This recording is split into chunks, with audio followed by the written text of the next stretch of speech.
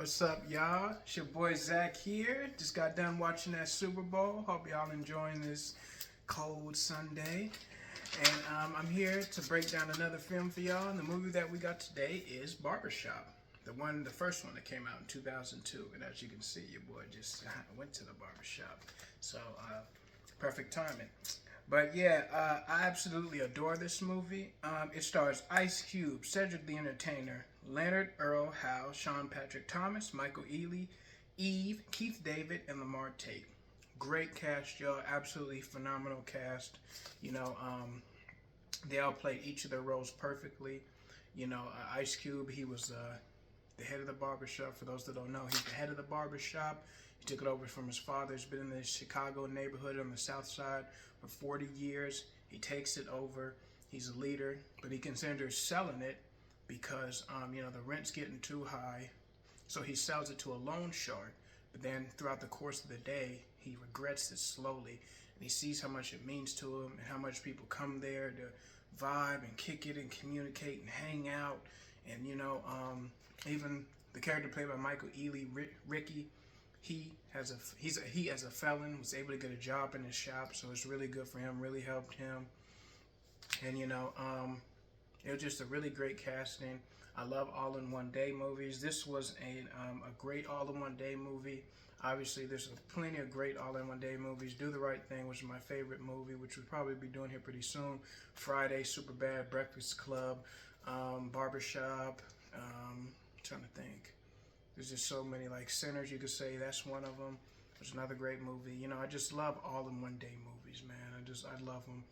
And this is a really great all-in-one-day movie. It's absolutely positively hilarious, and just so many just funny parts. Cedric the Entertainer character, Eddie, he's hilarious in this movie. He's great, and it just shows really just the different cast of characters. You got Ice Cube's character.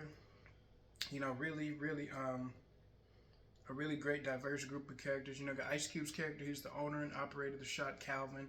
Then you got Ricky, former street dude trying to change his ways, got felonies, but he's trying to do better in his life. Brings his gun to the, shop, puts it in the locker room in the bag. Then you got the character played by Eve, Terry, her having man problems, her man cheating on her.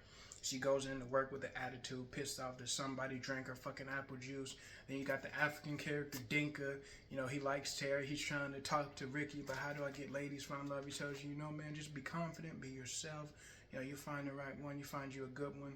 Then you got the white boy in the movie, I forgot his name, but he's in the front chair.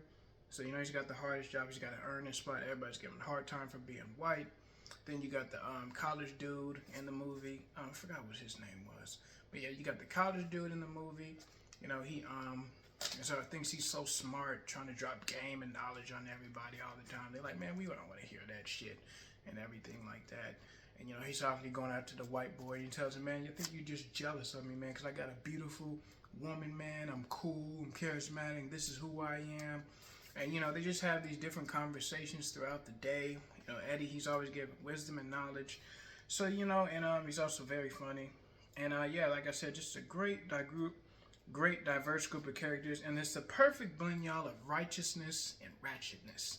Because in this movie, there's this subplot where Lamar Tate and Anthony Anderson, they steal this money machine. And they use Ricky's truck to do it, so the police have him as a suspect. He ends up getting arrested at the end of the movie, and Ice Cube ultimately bails him out. And then Ice Cube, he wants to get his shop back, but the loan shark says it's too late. I gave you the money. If you want to get your shop back, you got to pay me the money and double what I gave you by 7 o'clock tonight, not later, more. And he says, he eventually goes to him at the end and says, yo, man, I spent your money on bail to get Ricky out, but I can't give you my shop. I ain't giving it to you. It's been my family for 40 years as a pillar of this community. It means way too much to me. I don't want to lose it this way. At first he doesn't respect it, but he tells you, yo, man, I'm going to tell the cops that this motherfucking place right here is a chop shop if you don't give me my shop back. I'm going to let him know that. And when he pulls a gun on him, then the police rush in. And it just so happens that the two dudes, Anthony Anderson and Lamar Tate, are there at the chop shop trying to break in to this money machine. So then they come in and you'll say, "Yo, Calvin, you good?" He looks at Keith David, says, "Am I good?" And he says, "Yeah, well, you good?" Gives him a shot back. But yeah, it's just a perfect blend of showing the diversity in the black community, all throughout one day.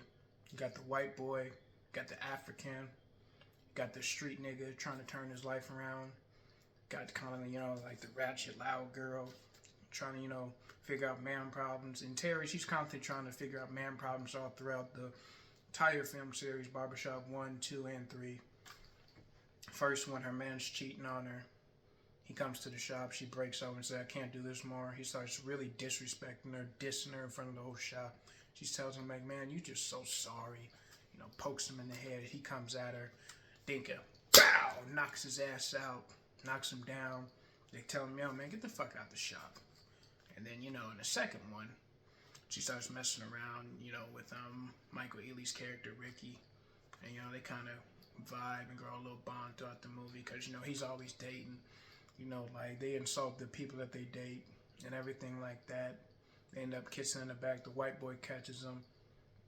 And then, that's talking about Barbershop too, but you know what I mean. And then, they kind of just have a little thing going on in the movie where they just kiss, really. I don't know if they really do nothing. Then they said the end of the movie that they're just friends, so who knows. Then in the third movie, she's married to Common's character, obviously. And, she, sorry. Then, Nicki Minaj is all over her. She thinks there's something going on when there's not. She's got to deal with that. So, Terry just has man problems all throughout the series. And, there's people out there like that. There's men and women that, just have man and woman problems. They just can't find that right person for some reason.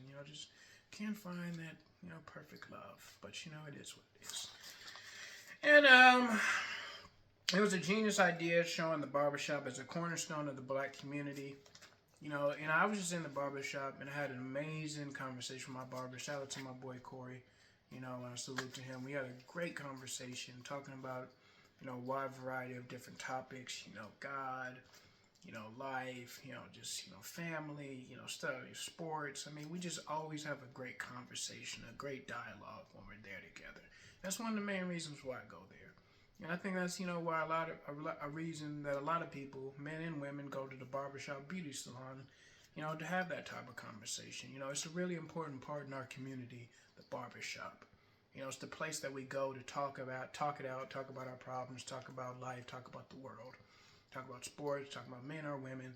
And it's just a place, where you go to get fresh and you go to chop it up. It's just a vibe. It's just a good energy, man. You can never go wrong when you got a good rapport with a barber in your hood and you go there, you get fresh, you have a good, convo. Y'all chop it up, man. It's always good energy, always good love when I go through there. Shout out to Distinguished Cuts, man. Madisonville, that's where I go get the fresh cut, you know what I'm saying? So, it's all love, man. I just love going to the barbershop, getting fresh. And, like I said, just having that good, it's always good vibes, good energy in there. It's always love. And I've been going there since I was a kid, too. And Ice Cube, he's an underrated black writer and producer. The Friday series, the Barbershop series, all about the Benjamins, Shaky Promoter, Lottery Ticket, Ride Along. Then plus his acting career, Boys in the Hood, Trespass, Higher Learning. Ice Cube, and he's always kind of playing he's always pretty much like Ice Cube, kind of playing, kind of one-note-ish, pretty much playing the same notes in every movie. But that's okay, it fits for him. He's super dope. I love Ice Cube. I think he's awesome, man, and I love his rap music. I got an old soul, y'all, so I love a lot of old school, music, especially old school hip hop music, and the music of today as well too. But, I just think Ice Cube, when he drops music, it's just super dope. And he just recently, he dropped an album some few years back or whatever, and Everything's Corrupt. I think that album is dope, man. I think that album is fire, bro. I love Ice Cube music. I think he's one of the best. He's easily my favorite West Coast rapper, hands down. I love Kendrick Lamar too, obviously, but Ice Cube, man, is dope, man. I think he's a great, great rapper. And I think he's a great writer too and producer. Are We There Yet? That's another movie that I loved watching as a kid too. And, you know, I just don't think he gets enough props, you know, because, you know, he just really, he's giving us some gems, y'all. He's giving us some classics. Some real true classics. And, you know, 2002 was just a great movie year. You know, one of my favorite movies, Catch Me If You Can, came out that year. 25th Hour, Gangs of New York, Paid in, you know, we'll get to the black movies in a second, but Spider-Man, The Pianist, Panic Room, Insomnia, I think Harry Potter, Lord of the Rings. You know, just so many great movies came out that year.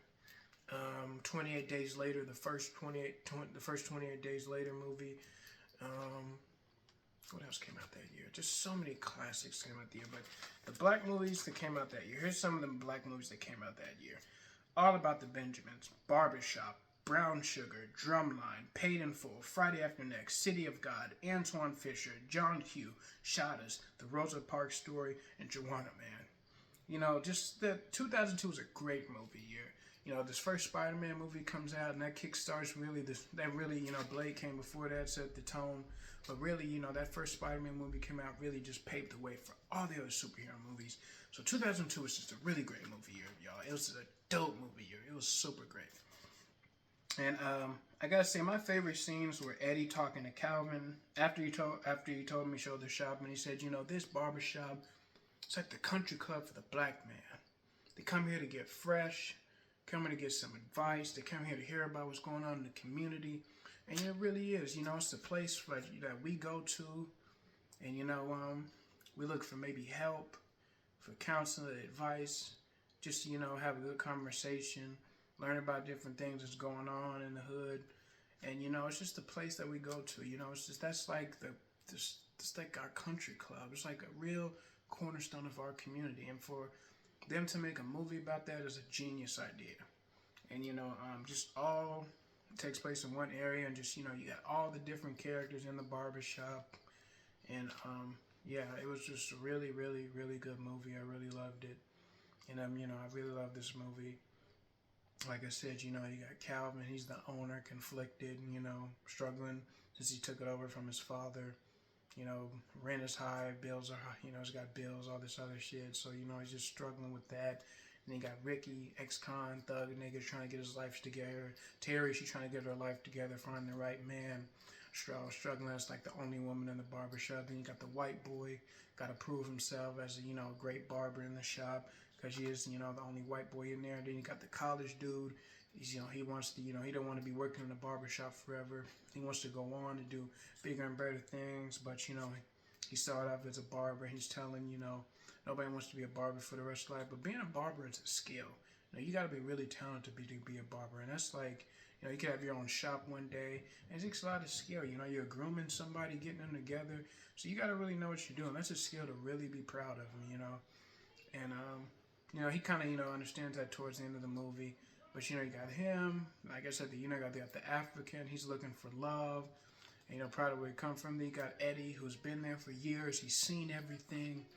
And, yeah, you know, he just, he's so funny. He remembers it, you know, the shop during the riots when they took over. How, you know, he was a thug at one point. And, you know, Calvin's pop gave him a chance, similar to Ricky. So he relates to him. The connecting of that younger and older generation. And then, you know, you got, yeah, just all that. Then you got the two niggas that stole the money machine, and how it all circles back because they borrowed, you know, Anthony Anderson's Ricky's cousin. They borrowed his truck, and how do you know they want to set him up, let him go down for this, but then they end up going down at the movie for it. So it's just that perfect blend, showing the community as a diverse, unique place. You know, so much crazy shit can happen in one day. And yeah, it was just a great movie. I loved it. It was hilarious. And definitely go check it out if you've never seen it before. It's a classic. And it's on Tubi right now. Actually, all three of them are on Tubi. I really enjoyed watching this. We're going to be talking about black movies all month long. And as always, I love y'all. I rock with y'all. Fuck with y'all. All love. Happy Black History Month. And if you like this video, like, comment, subscribe, and share. And we'll be back with you soon. Peace.